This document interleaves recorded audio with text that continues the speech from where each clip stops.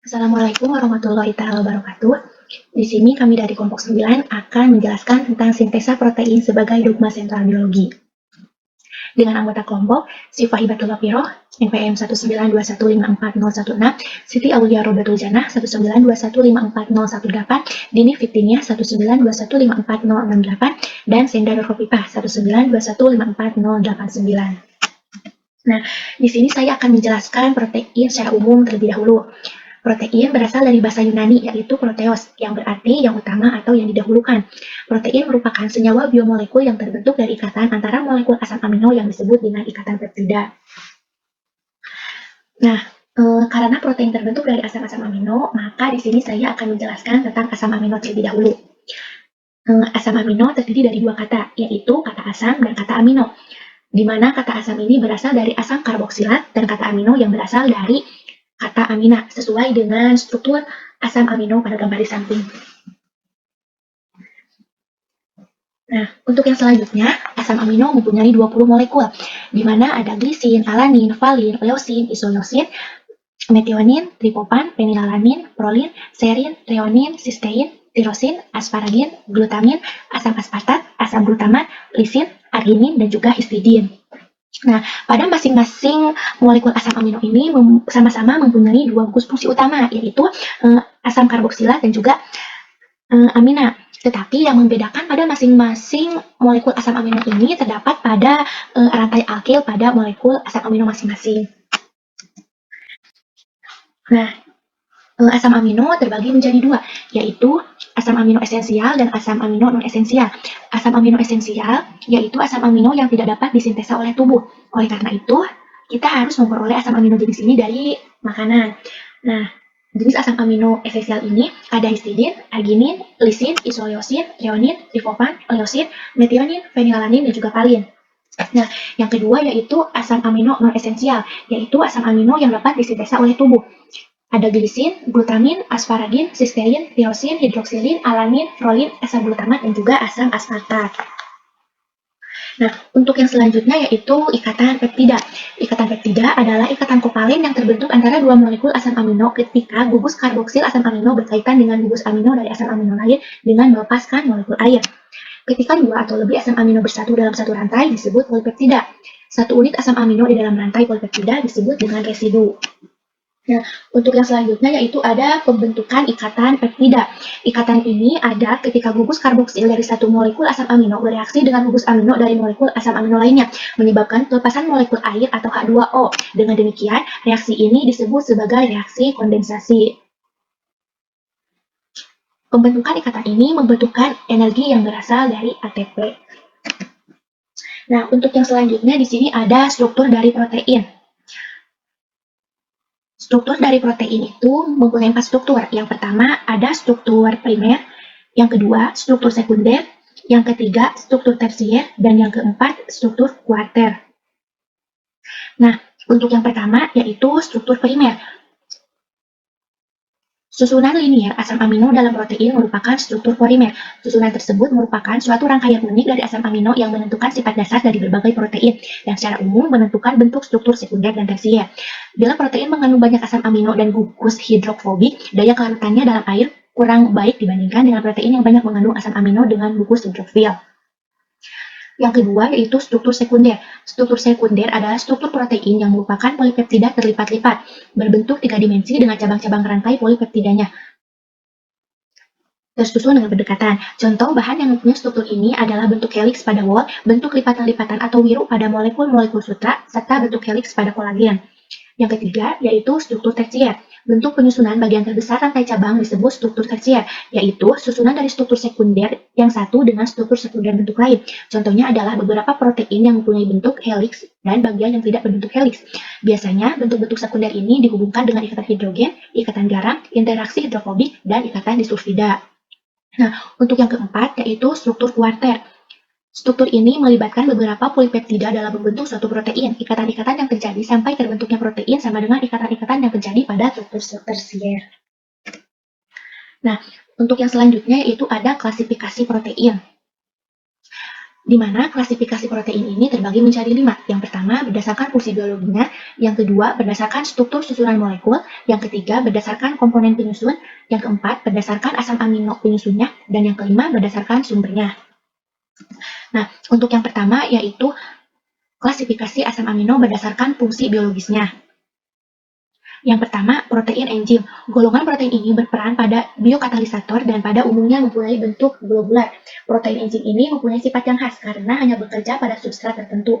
Yang termasuk golongan ini antara lain peroksidase yang mengkatalase peruraian hidrogen peroksida, pepsin yang mengkatalisa pemutusan ikatan pepsida, dan polinukleotidase yang mengkatalisa hidrolisa polinukleotida.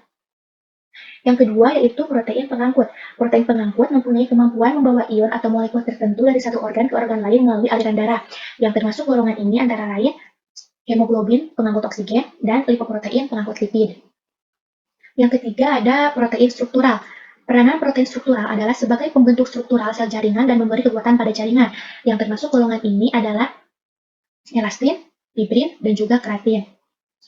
Yang keempat, ada protein hormon, adalah hormon yang dihasilkan oleh kelenjar endokrin membantu mengatur aktivitas metabolisme di dalam tubuh. Yang kelima, ada protein pelindung. Protein pada umumnya terdapat pada darah, melindungi organisme dengan cara melawan serangan zat asing yang masuk ke dalam tubuh. Yang keenam, protein kontraktil. Golongan ini berperan dalam proses gerak, memberi kemampuan pada sel untuk berkontraksi atau mengubah bentuk. Yang termasuk golongan ini adalah myosin dan aktin. Yang ketujuh, ada protein cadangan. Protein cadangan atau protein simpanan adalah protein yang disimpan dan dicadangkan untuk beberapa proses metabolisme. Untuk yang selanjutnya, yaitu klasifikasi protein berdasarkan struktur susunan molekulnya, di mana terbagi menjadi dua, yaitu protein fibriler atau skeroprotein, dan yang kedua protein globuler atau sferoprotein. Yang pertama yaitu protein fibriler. Protein ini berbentuk serabut, tidak larut dalam pelarut-parut encer, baik larutan garam, asam, basa, ataupun alkohol. Berat molekulnya yang besar belum dapat ditentukan dengan pasti dan sukar dimurnikan. Susunan molekulnya terdiri dari rantai molekul yang panjang sejajar dengan rantai utama, tidak membentuk kristal, dan bila rantai ditarik panjang dapat kembali pada keadaan semula. Kegunaan protein ini terutama hanya untuk membentuk struktur bahan dan jaringan. Contoh protein fibriler adalah kolagen yang terdapat pada tulang rawan, myosin pada otot, keratin pada rambut, dan fibrin pada gumpalan darah. Yang kedua yaitu protein globuler atau sferoprotein. Protein ini berbentuk bola, banyak terdapat pada bahan pangan seperti susu, telur, dan daging. Protein ini larut dalam larutan garam dan asam encer, juga lebih mudah berubah di bawah pengaruh suhu, konsentrasi garam, pelarut asam, dan basa jika dibandingkan dengan protein fibriler. Protein ini mudah denaturasi, yaitu susunan molekulnya berubah yang diikuti dengan perubahan sifat fisik dan fisiologisnya seperti yang dialami oleh enzim dan hormon. Yang kedua yaitu klasifikasi protein berdasarkan komponen penyusunnya. Dibagi menjadi dua, yang pertama protein sederhana dan yang kedua protein majemuk. Yang pertama protein sederhana. Protein sederhana tersusun oleh asam amino saja. Oleh karena itu, pada hidrolisisnya yang diperoleh asam-asam amino penyusunnya saja. Contoh protein ini antara lain albumin, globulin, histon, dan kloramin. Yang kedua yaitu protein majemuk. Protein ini tersusun oleh protein sederhana dan zat lain yang bukan protein. Zat lain yang bukan protein disebut radikal protestik. Yang termasuk dalam protein ini adalah fosprotein dengan radikal prostetik asam fosfat, nukleoprotein dengan radikal prostetik asam nukleat, dan mukoprotein dengan radikal protestik karbohidrat. Yang selanjutnya yaitu klasifikasi protein berdasarkan asam amino penyusunnya. Dibagi menjadi dua, yaitu protein yang tersusun oleh asam amino esensial dan protein yang tersusun oleh asam amino non-esensial. Yang sebelumnya sudah saya jelaskan. Nah, untuk yang terakhir, yaitu klasifikasi protein berdasarkan sumbernya. Ada dua, yaitu protein hewani dan juga protein nabati. Untuk protein hewani, yaitu protein dalam bahan makanan yang berasal dari hewan seperti daging, ikan, ayam, telur, dan susu.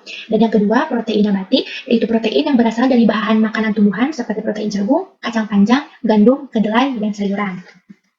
Nah, untuk yang selanjutnya yaitu ada sifat dari protein. Yang pertama membentuk ion Zwitter. Ion Zwitter yaitu dalam suatu molekul terdapat muatan positif dan negatif sekaligus. Hal ini diakibatkan oleh adanya protonasi ion H+ dari gugus asam karboksilat yang kemudian diikat oleh gugus amina dalam satu molekul tersebut. Yang kedua ada amfoter. Protein dapat bertindak sebagai asam ataupun basa. Yang ketiga, dapat mengalami reaksi pengendapan. Yang keempat, sukar larut dalam air karena molekul protein merupakan molekul yang besar. Dan yang terakhir, mengalami denaturasi. Denaturasi atau kerusakan struktur diakibatkan oleh pemanasan atau reaksi dengan asam basa. Pada denaturasi ini, protein mengalami kerusakan pada strukturnya. Nah, untuk yang selanjutnya yaitu ada fungsi dari protein. Yang pertama sebagai enzim. Enzim merupakan biokatalis. Bagian utama molekul enzim yang disebut dengan avoenzim merupakan molekul protein. Suatu enzim yang ada di dalam sistem pencernaan kita yang dapat memecahkan molekul besar menjadi molekul sederhana, sehingga molekul tersebut dapat diserap oleh tubuh. Yang kedua, alat angkut atau protein transport. Hemoglobin merupakan protein yang berperan mengangkut oksigen dalam eritrosit, sedangkan mioglobin berperan dalam pengangkut ion besi di dalam plasma darah yang selanjutnya dibawa ke dalam hati. Yang ketiga, pengatur gerakan atau protein konstaktil. Gerak otot disebabkan oleh dua molekul protein yang saling bergeseran. Yang keempat, ada penyusun jaringan atau protein struktural berfungsi sebagai pelindung jaringan di bawahnya, misalnya keratin pada kulit dan lipoprotein yang menyusun membran sel. Yang kelima, protein cadangan merupakan protein yang berfungsi sebagai makanan cadangan, misalnya kecambah ataupun olbarium. Olbaumin.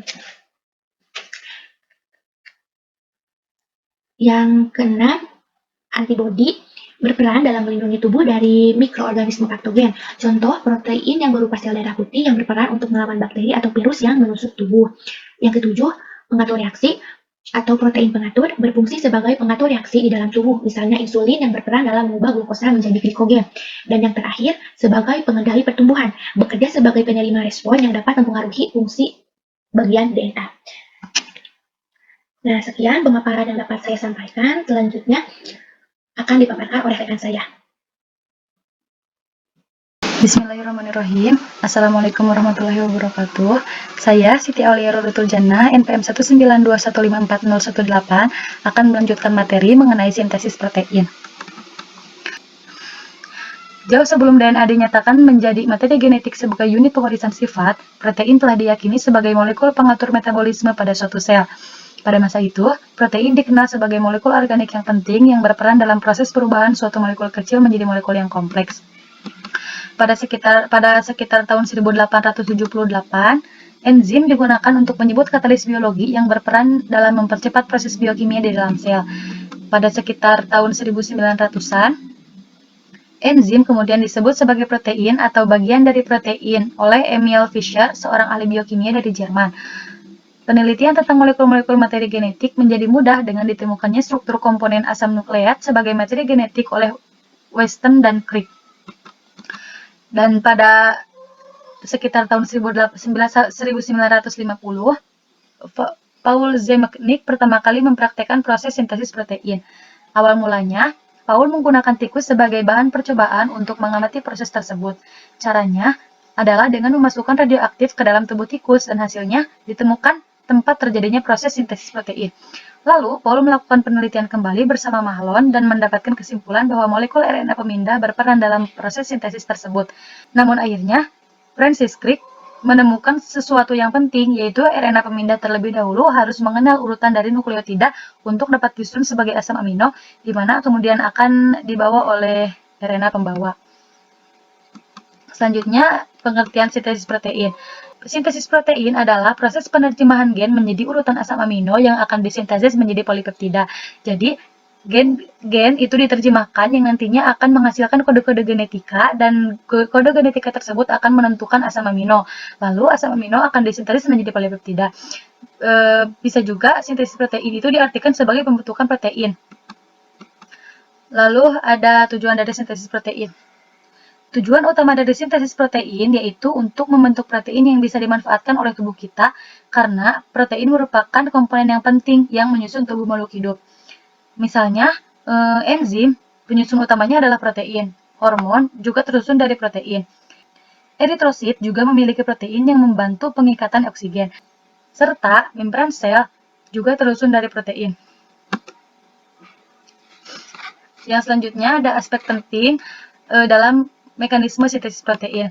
Yang pertama, tempat berlangsungnya sintesis protein di dalam sel. Yang kedua, mekanisme berpindahnya informasi atau hasil transformasi dari DNA ke tempat terjadinya sintesis protein. Dan yang ketiga, mekanisme asam amino penyusunan protein pada suatu sel berpisah membentuk protein-protein yang spesifik. Bismillahirrahmanirrahim. Assalamualaikum warahmatullahi wabarakatuh. Perkenalkan, saya Sendanur Khofifa, NPM 192154089. Di sini saya akan menyampaikan mengenai komponen sintesis protein. Nah, ada nukleus, ada ribosom, ada retikulum endoplasma kasar, ada asam amino, ada juga DNA dan RNA. Mari kita lanjut ke pembahasan yang lebih dalam yang mengenai komponen sintesis protein ini. Nah, pembahasan pertama yaitu mengenai nukleus.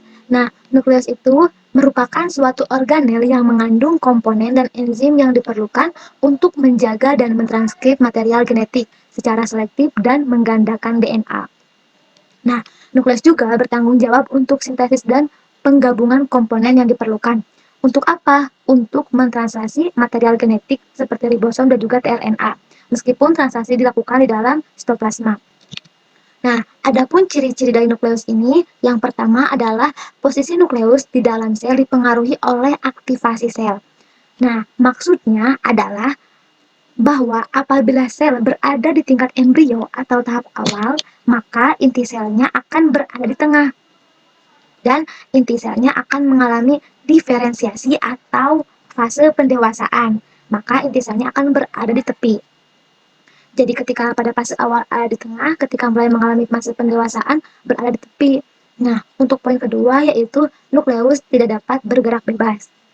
Maksudnya, nukleus terperangkap di dalam jaring-jaring sel yang dibuat oleh filamen intermediate dan mikrofilamen.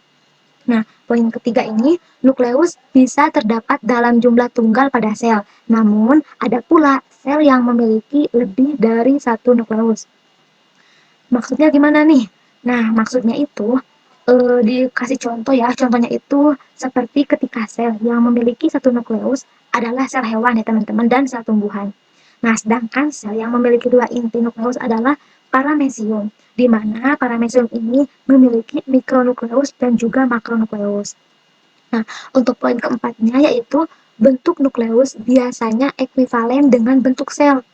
Jadi maksudnya itu inti selnya akan lonjong apabila si selnya berbentuk silinder dan juga apabila bentuknya kubus maka inti selnya akan berbentuk bulat atau kubus juga. Jadi pokoknya ekuivalen gitu dengan si bentuk selnya.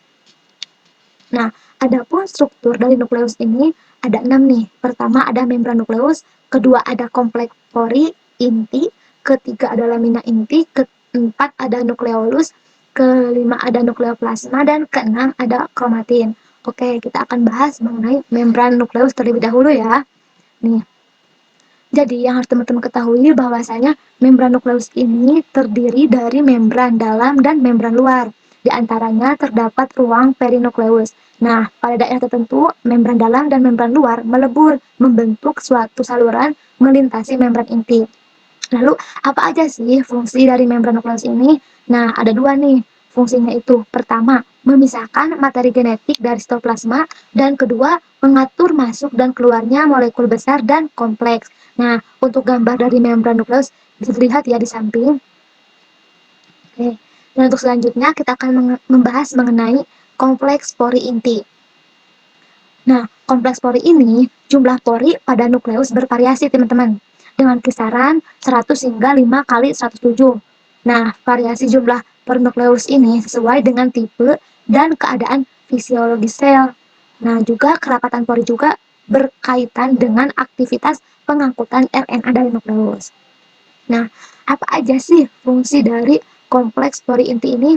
Nah, ada 3 nih. Yang pertama itu untuk transport pasif ion, metabolit, protein globula termasuk histon, dan yang kedua transport aktif molekul besar ke dalam inti, dan yang ketiga pengiriman molekul keluar inti. Nah, pembahasan selanjutnya mengenai lamina inti.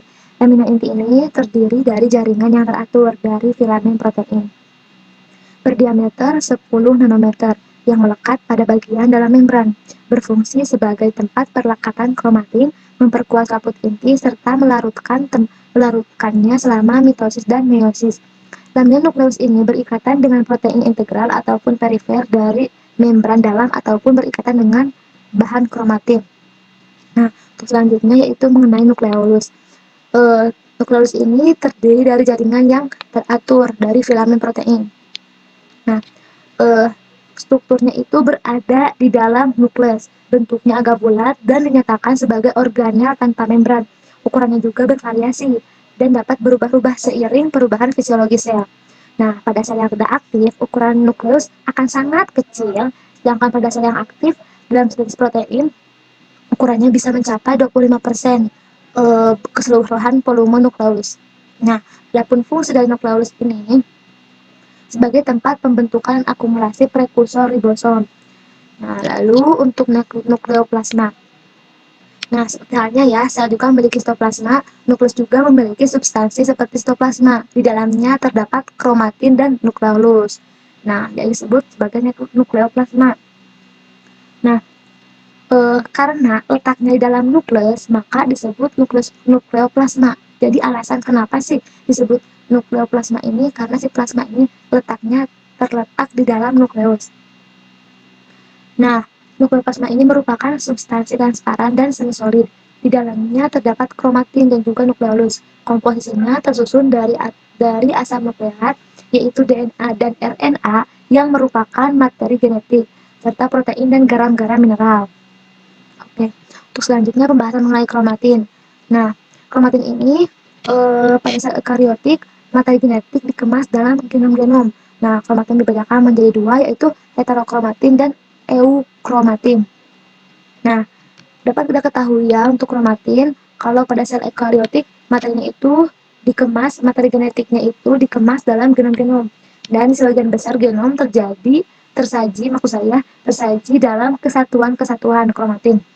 Nah, untuk bentuknya itu, bentuk kromatin ini berbentuk padat dan kromatin merupakan kromosom, yang mana kromosom ini memiliki sepasang lengan dan masing-masing berada sebelah yang menyebelah, yang dipisahkan oleh satu lekukan.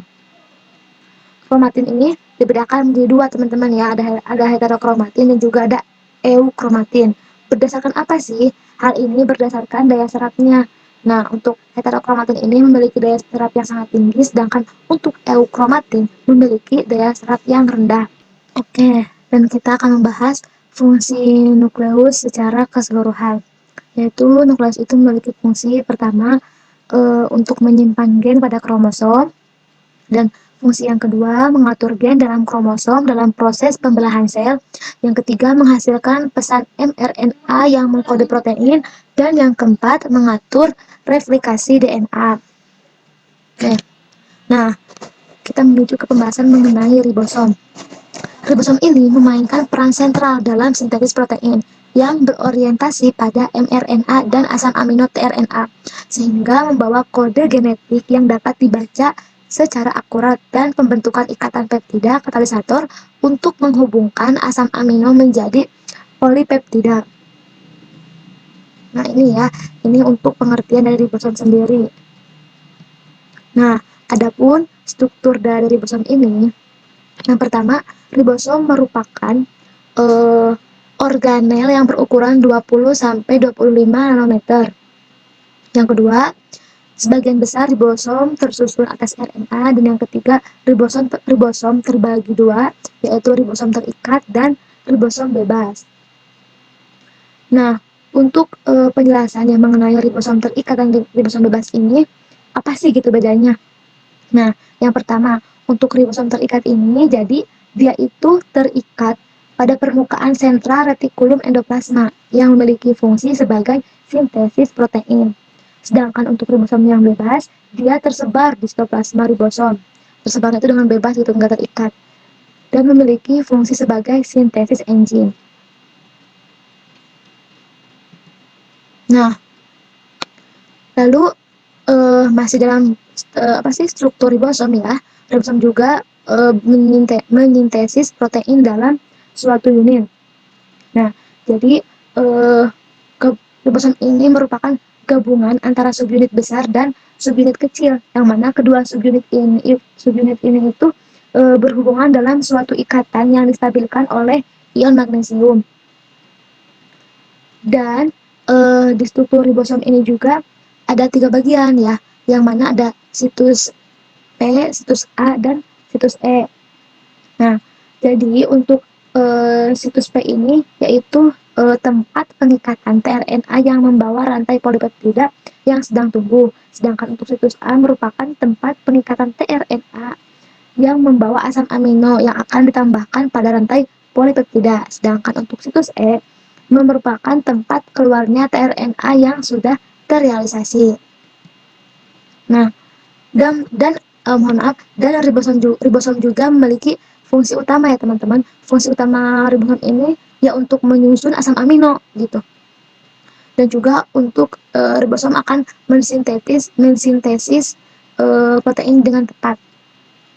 Jadi ribosom itu dapat melakukan sintesis protein dengan tepat karena urutan penyusunan asam amino selama sintesis protein ditentukan oleh mRNA, yang mana mRNA ini disintetis dalam nukleus kemudian dibawa ke sitoplasma untuk melanjutkan proses sintesis protein.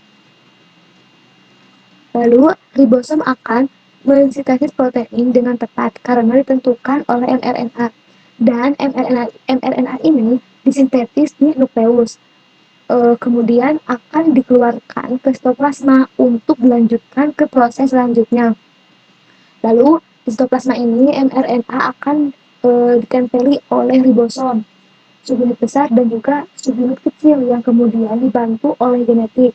Nah, jadi bisa dilihat ya secara konsulat bahwa ribosom ini memegang peran penting dalam kehidupan.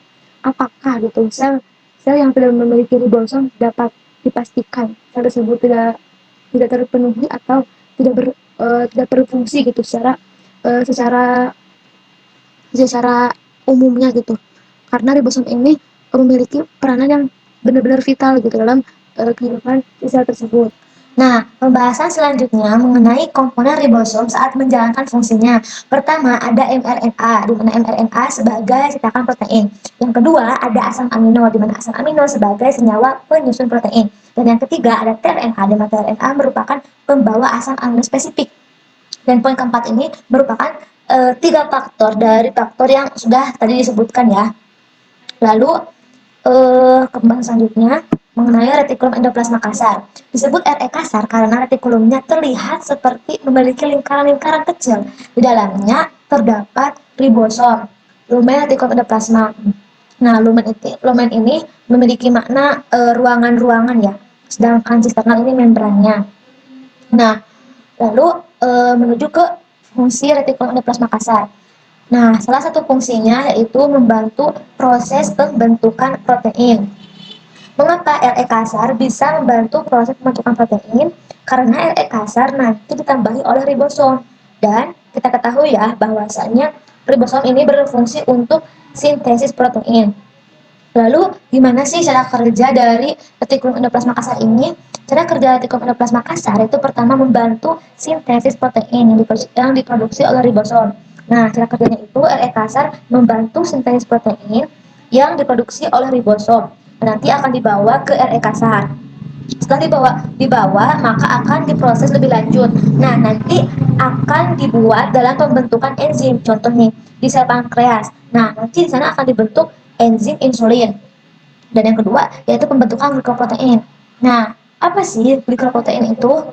Glikoprotein itu yaitu protein yang akan ditempeli oleh gliko, dan gliko ini karbohidrat. Nah, namanya glikoprotein tentunya akan melibatkan karbohidrat dan nanti akan berhubungan dengan RE halus ya. Tapi di sini kita spesifikasi hanya membahas mengenai retikulum endoplasma kasar saja ya. Nah, selanjutnya masuk ke pembahasan asam amino. Nah, di mana asam amino ini memiliki gugus karboksil dan gugus amino yang bagian pusat asam amino terdapat suatu atom karbon asimetrik. Dan struktur asam amino C sentral yang mengikat secara kovalen ada gugus amino, gugus karboksil, satu atom hidrogen, rantai samping gugus R. Nah, gugus R yang berbeda-beda menentukan struktur, ukuran, muatan elektrik, dan sifat kelarutan. Nah, kode genetik itu adalah suatu cara untuk menetapkan jumlah serta urutan nukleotida yang berperan dalam menentukan posisi yang tepat dari tiap asam amino dengan rantai peptida yang bertambah. Nah, setiap asam amino atau 20 asam amino ini nanti diwakili oleh 3 basa yang disebut dengan kodon. Setiap kodon mengkode satu jenis asam amino.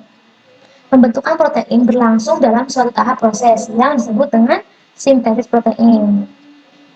Nah, lalu masuk ke pembahasan DNA dan RNA.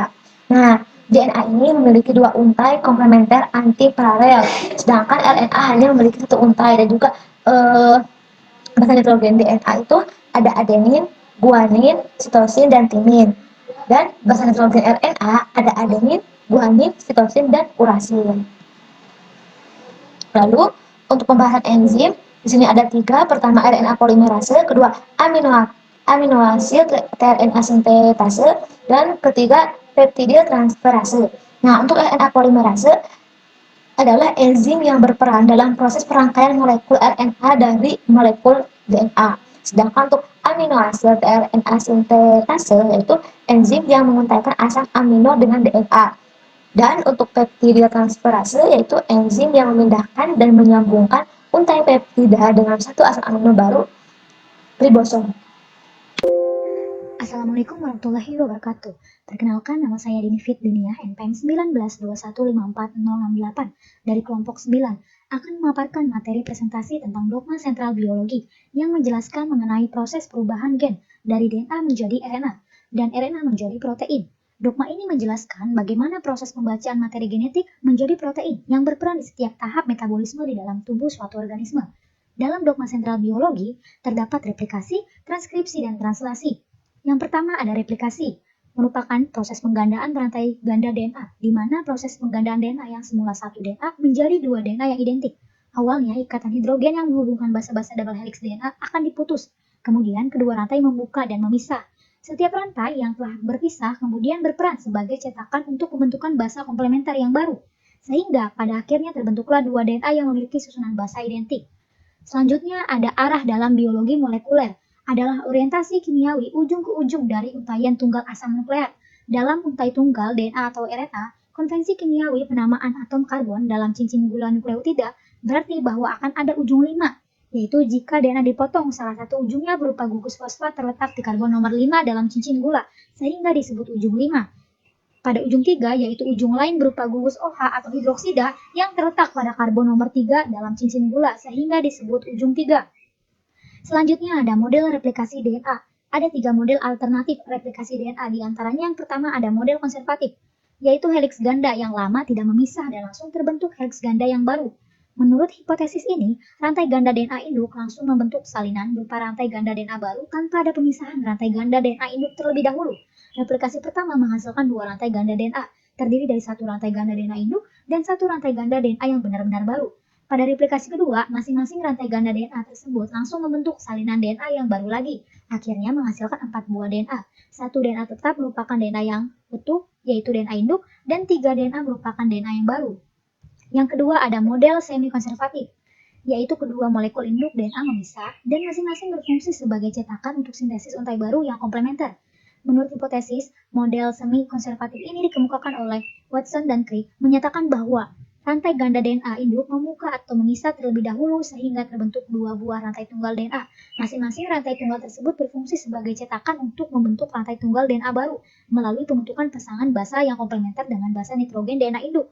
Dengan demikian, hasil replikasi pertama adalah 2 buah DNA. Masing-masing DNA terdiri dari 1 rangkai tunggal induk dan 1 rantai tunggal yang baru. Pada replikasi kedua, masing-masing rantai ganda DNA tersebut membuka kembali sehingga dihasilkan 4 buah DNA. 2 buah DNA mengandung rantai tunggal induk dan 2 buah DNA yang lain merupakan rantai DNA yang baru. Yang ketiga ada model dispersif, yaitu rantai ganda DNA hasil replikasi pertama maupun replikasi kedua dari DNA induk mengandung segmen campuran antara rantai DNA induk dan rantai DNA yang baru. Pada akhir tahun 1950-an, Matthew Michelson dan Franklin Stoll melakukan percobaan untuk menguji ketiga hipotesis dengan menggunakan bakteri E. coli. Percobaan yang dikenal dengan nama sentrifugasi seimbang dalam tingkat kerapatan. Ternyata, hasil percobaan yang mendukung hipotesis Watson dan Crick bahwa replikasi DNA adalah semi-konservatif. Dalam replikasi semi-konservatif ini, ketika heliks DNA beruntai ganda direplikasi, masing-masing dari dua heliks DNA beruntai ganda baru terdiri dari satu untai heliks asli dan satu yang baru disintesis. Itu disebut sebagai eksperimen terindah dalam biologi. Michelson dan Stoll memutuskan bahwa cara terbaik untuk menandai DNA induk adalah dengan mengubah salah satu atom dalam molekul DNA induk. Nah, perlu diketahui bahwa induk DNA yaitu adalah DNA lama yang bereplikasi, sedangkan anakan DNA yaitu adalah DNA baru yang terbentuk dari hasil replikasi. Selanjutnya ada mekanisme replikasi DNA. Yang pertama ada inisiasi, yaitu tahap pertama replikasi DNA adalah pemutusan ikatan basa nitrogen untuk membuka rantai ganda DNA menggunakan enzim helikase. Titik inisiasi di mana pemisahan dimulai disebut origin of replication. Terdapat wilayah yang berbentuk seperti huruf Y. Struktur ini disebut dengan garpu replikasi atau replication fork. Untaian yang telah terpisah kemudian diikat oleh single stranded binding proteins atau SSBP untuk mencegah untaian DNA menyatu kembali. Yang kedua ada elongasi. Proses pemanjangan rantai DNA baru diawali oleh enzim primase membentuk RNA primer, diikuti enzim yang disebut dengan DNA polimerase yang membentuk untai DNA baru dengan menambahkan nukleotida pada DNA ujung untai 3 hidroksil bebas dan bergerak menuju garpu replikasi kemudian menghasilkan leading strain dan lagging strain. Leading strain adalah untai yang disintesis dalam arah 5 aksen ke 3 aksen. DNA polimerase pada ujung ini dapat membentuk DNA dengan menggunakan ujung 3 hidroksil bebas RNA primer, serta sintesis DNA terjadi secara berkesinambungan dan searah dengan pergerakan garpu replikasi. Lalu pada lagging strain, yaitu adalah untaian DNA yang berada pada sisi yang berseberangan dengan leading strain, kemudian disintesis dalam segmen yang disebut fragmen Okazaki. Yang ketiga ada terminasi, yaitu proses diakhirnya replikasi dengan dihapusnya RNA primer dengan DNA polimerase, kemudian untuk menyambungkan fragmen Okazaki digunakan enzim ligase sehingga terbentuklah dua DNA baru yang memiliki informasi genetik yang sama. Lalu ada replikasi DNA prokariotik dan eukariotik. Langkah-langkah untuk replikasi DNA umumnya sama untuk semua organisme prokariotik dan eukariotik.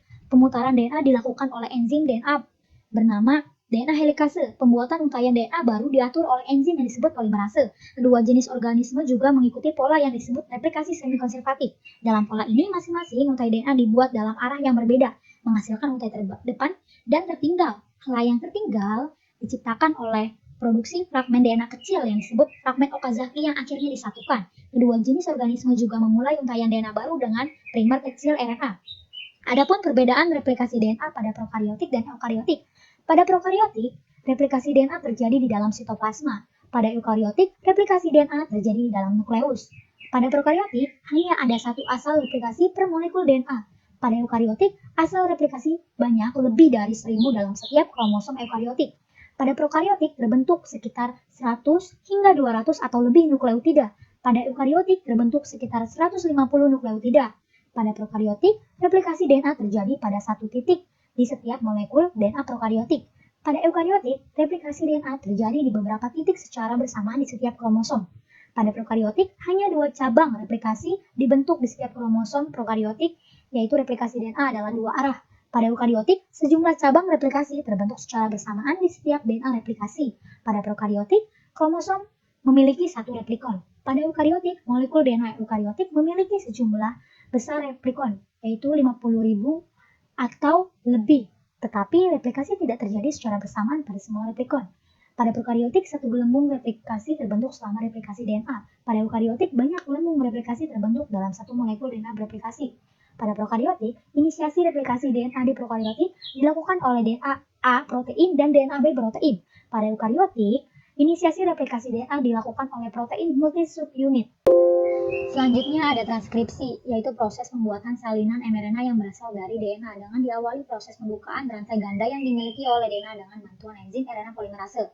Pada tahap ini ada 3 jenis molekul RNA yang terlibat, yaitu ada mRNA atau messenger RNA atau RNA duta, membawa kode genetik atau kode untuk sintesis protein, sementara tRNA atau RNA transfer membawa asam amino ke ribosom, dan rRNA atau RNA ribosom menghubungkan asam amino dalam urutan yang benar dan menyusun rantai polipeptida protein.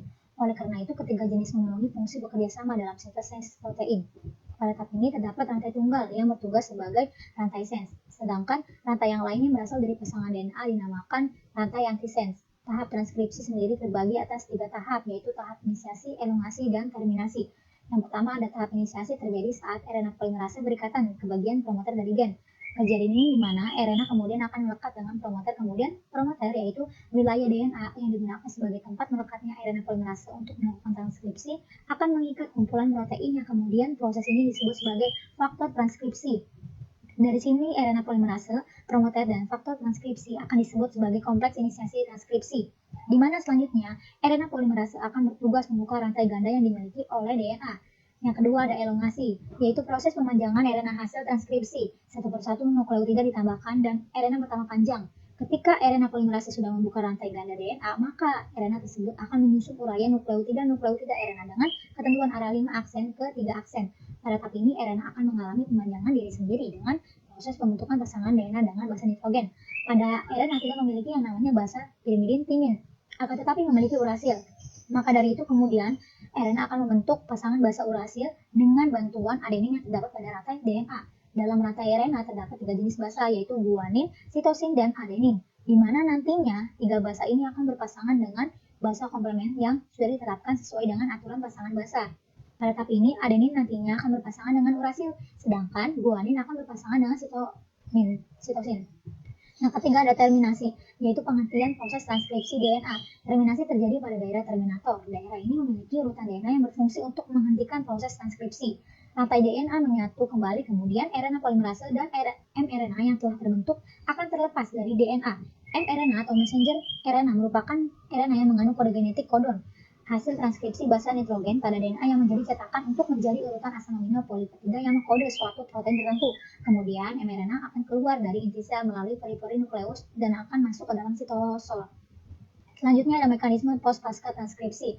Yang pertama ada splicing, yaitu pemotongan dan penyambungan mRNA dengan menghilangkan intron, daerah non-kodon yang ditranskripsi menjadi RNA untuk membuat mRNA dapat membuat protein. Dalam melakukan ini dengan mengikat spliceosom di kedua sisi intron, memutar intron ke dalam lingkaran dan kemudian membelahnya. Kedua ujung akson kemudian disatukan. Yang kedua ada polydenylation, yaitu penambahan gugus poli E pada ujung 3 aksen mRNA. Rantai poli E itu ditambahkan pasca transkripsi karena tidak ada bagian gen yang mengkode rangkaian A atau T semacam ini. Penambahan dilakukan dengan aktivitas enzim poli E polimerase yang ada di dalam nukleus. Fungsi polyadenilasi yaitu meningkatkan stabilitas mRNA sehingga mRNA mempunyai umur yang lebih panjang dibanding dengan mRNA yang tidak memiliki poli E. Yang ketiga ada capping, yaitu ada penambahan tudung atau cap pada ujung 5 aksen mRNA berupa molekul 7-metilguanosin. Fungsi mRNA cap yaitu untuk meningkatkan efisiensi proses splicing. Juga tudung berupa molekul 7-metilguanosin berikatan dengan mRNA melalui ikatan trifosfat. Tudung tersebut juga meningkatkan efisiensi translasi karena ribosom dapat mengakses mRNA melalui suatu protein yang menempel pada tudung. Dengan demikian, jika tidak ada tudung, maka protein yang melekat pada tudung tidak akan menempel. Hal itu akhirnya akan mengurangi kemungkinan ribosom untuk menempel dan melakukan translasi. Yang keempat ada editing, yaitu pengeditan RNA adalah proses yang menghasilkan variasi urutan dalam molekul RNA dan dikatalisis oleh enzim. Enzim ini termasuk adenosin deaminase yang bekerja pada enzim RNA yang mengubah residu adenosin base menjadi inosin dalam molekul mRNA dengan deaminasi hidrolitik. Selanjutnya ada transkripsi pada prokariotik dan eukariotik. Nah, transkripsi prokariotik dan eukariotik juga keduanya mengikuti mekanisme yang sama, langkah-langkah yang sama. Pada akhir kedua proses, mRNA diproduksi. Selanjutnya, RNA polimerase mengkatalisasi kedua proses transkripsi. Selain itu, kedua proses menggunakan template DNA untuk menghasilkan urutan mRNA. Meskipun mekanisme transkripsinya sama dalam prokariotik dan eukariotik, tetapi ada beberapa perbedaan di antara mereka. Perbedaan utama antara transkripsi prokariotik dan eukariotik adalah pada prokariotik terjadi dalam sitoplasma karena tidak memiliki membran inti. Sedangkan transkripsi eukariotik terjadi di dalam nukleus karena terdapat membran yang membatasi keduanya. Lalu prokariotik hanya melibatkan satu RNA polimerase, sedangkan transkripsi eukariotik melibatkan 3 jenis RNA polimerase yang dilambangkan sebagai 1, 2, 3. Selain itu, urutan mRNA atau promoter prokariotik adalah polyhisronik, yaitu dalam satu transkrip dapat terkandung lebih dari satu rangkaian kode atau gen untuk polipeptida yang berbeda. Sedangkan pada promoter eukariotik, urutan mRNA adalah monohisronik, artinya satu mRNA hanya membawa satu macam rangkaian kodon atau gen untuk satu macam polipeptida.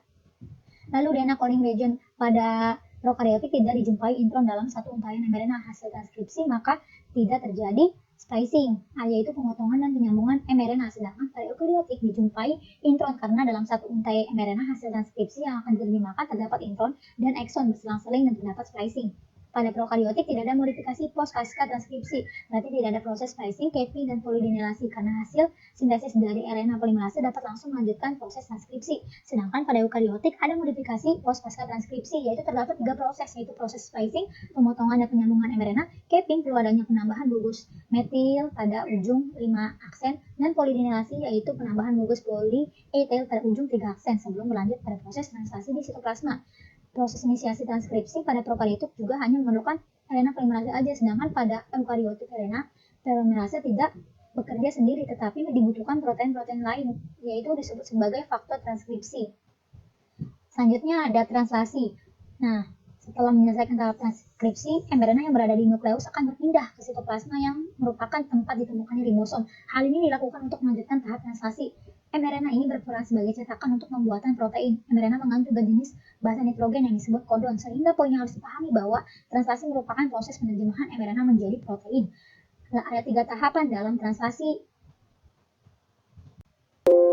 Proses translasi, yaitu yang pertama ada inisiasi, diawali dengan menempel ribosom subunit kecil pada mRNA. Pada ribosom terdapat 3 ruang, yaitu A. Acceptor site, P. Peptide site, E. Exit site.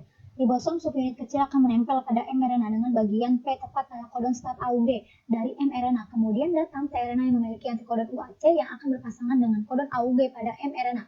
tRNA ini membawa asam amino metionin yang merupakan asam amino pertama untuk translasi.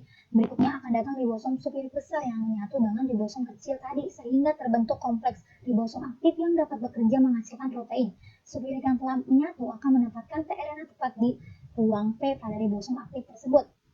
Yang kedua ada elongasi, merupakan proses penambahan asam amino baru terhadap rantai asam amino yang telah sebelumnya terbentuk. Saat terjadi proses elongasi, asam amino yang lain akan dibawa pada rantai mRNA oleh tRNA dengan membawa antikodon. Selanjutnya asam amino yang baru ini akan memasuki ruang A, lalu ikatan peptida akan terbentuk di antara kedua asam amino pada daerah P.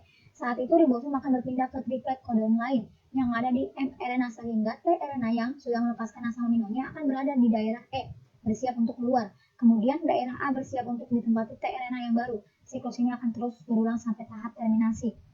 Yang ketiga ada terminasi, terjadi ketika salah satu dari ketiga stop kodon berada di daerah A. Kodon ini dikenali oleh protein yang dikenal sebagai release factor. Saat release factor memasuki daerah A, secara otomatis polipeptida akan rilis oleh ribosom dan ribosom pun akan terpisah dan siap untuk melakukan translasi yang baru. Polipeptida ini yang dikenal sebagai protein. Selanjutnya ada translasi pada prokariotik dan eukariotik. Nah, pada prokariotik, RNA polimerase menempel langsung pada DNA di promotor tanpa ada ikatan dengan protein. Sedangkan pada eukariotik terdapat transkripsi faktor berupa protein sebagai tempat menempelnya RNA polimerase. Lalu pada prokariotik, subunit ribosomal itu ada 70 unit, yaitu unit survival rate, yaitu ukuran berdasarkan perbandingan sedimentasi, terdiri dari bagian besar 50S dan bagian kecil 30S. Lalu pada eukariotik, subunit ribosomal itu ada 80S, bervariasi dari spesies ke spesies, terdiri dari bagian besar 60S dan 40S untuk bagian yang kecil.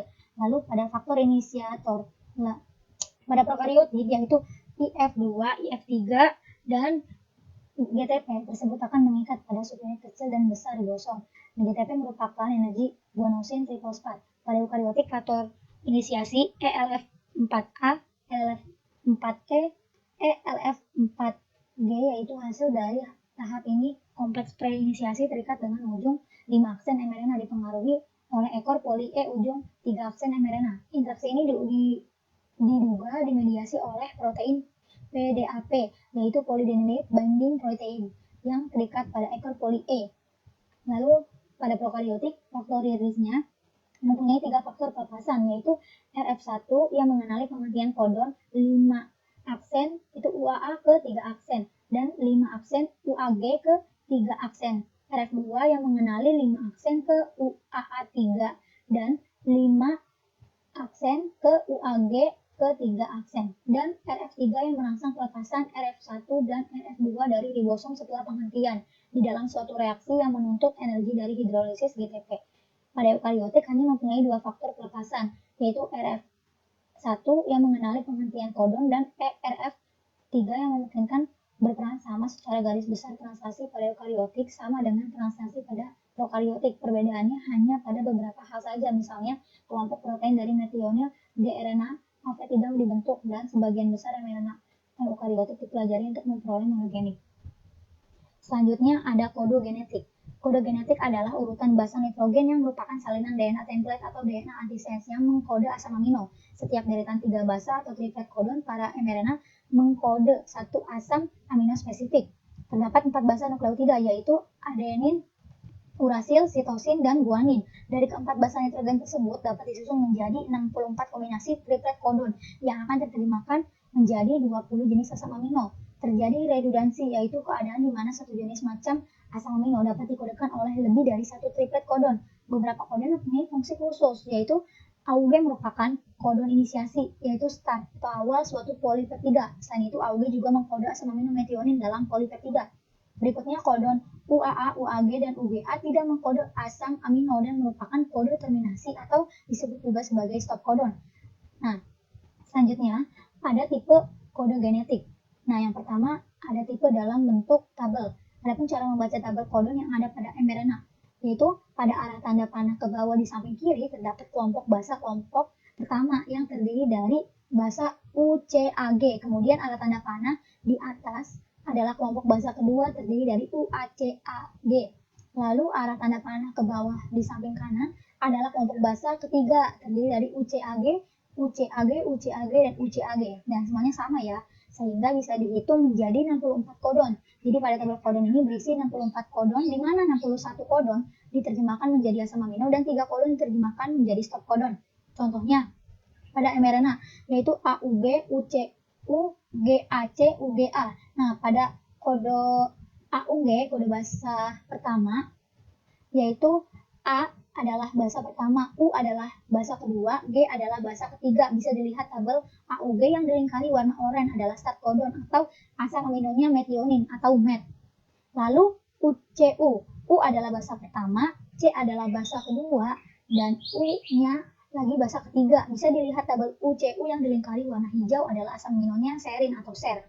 Nah, lanjut pada GAC. G-nya adalah basa pertama, A-nya adalah basa kedua, dan C adalah basa ketiga. Bisa dilihat tabel GAC yang dilingkari warna biru adalah asam aminonya asparagin atau ASP.